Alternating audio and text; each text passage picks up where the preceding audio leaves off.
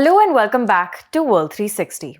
On Monday, Yossi Cohen, the former chief of Israel's intelligence agency Mossad, made a startling revelation when he said that Israel carried out countless operations against Iran's nuclear program and in the heartland of the ayatollahs.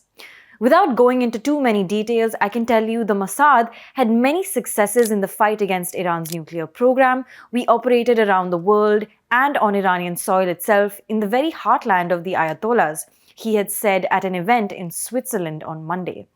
Cohen, who led the spy agency from January 2016 to June 2021, added that one operation which intended to retrieve Iranian nuclear files showed clear evidence that Iran lied about the military dimensions of its atomic program. This isn't too surprising for a man like Cohen, who has in the past made several revelatory remarks about the inner workings of Mossad.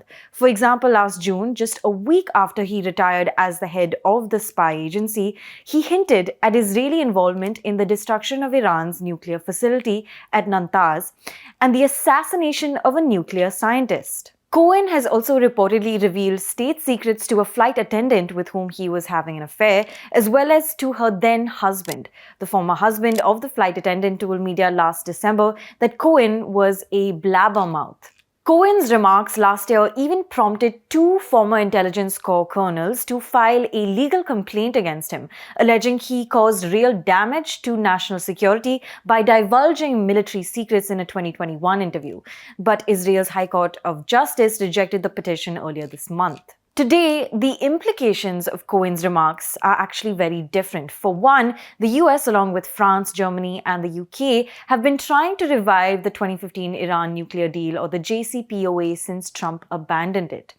More so, the potential for lifting sanctions on Iran's oil exports has become an attractive topic ever since global gas prices began to climb due to the Ukraine war. During the event in Switzerland, Cohen had also commented on the ongoing Iran nuclear talks, saying Israel will continue to do whatever needs to be done to prevent Iran from acquiring nuclear arms if a deal is signed. We can never allow a regime that calls for our destruction to get its finger on the nuclear trigger, he had said. But before we go any deeper, let's do a quick recap of the Iran nuclear deal.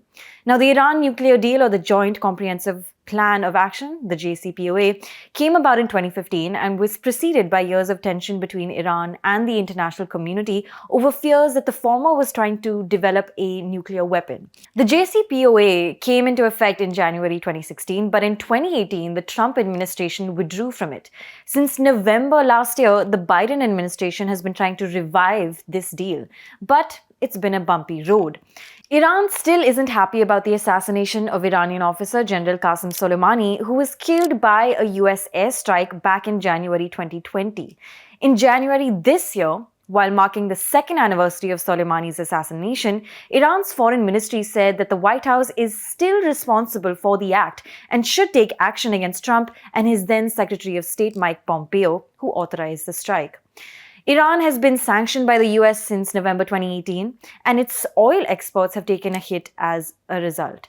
Even in 2019, India stopped importing oil from Iran while under pressure from the Trump administration.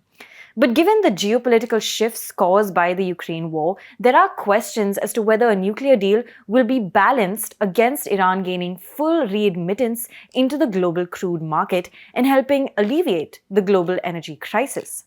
A Bloomberg report, in fact, recently noted that Iran has about 93 million barrels of crude that is yet to be tapped into.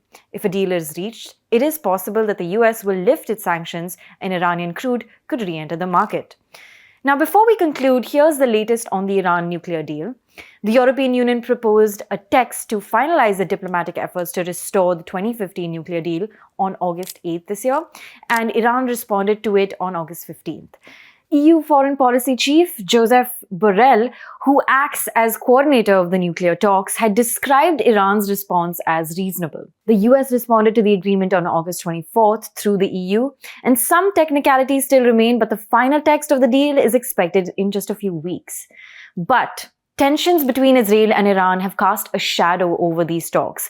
Apart from Cohen's remarks recently, Israeli President Isaac Herzog recently urged the International Atomic Energy Agency, or the IAEA, to continue its investigation into uranium traces found at unexplained sites in Iran. This came after Iranian President Ibrahim Raisi threatened Israel and said Iran won't return to the 2015 nuclear deal unless the IAEA stops its probe.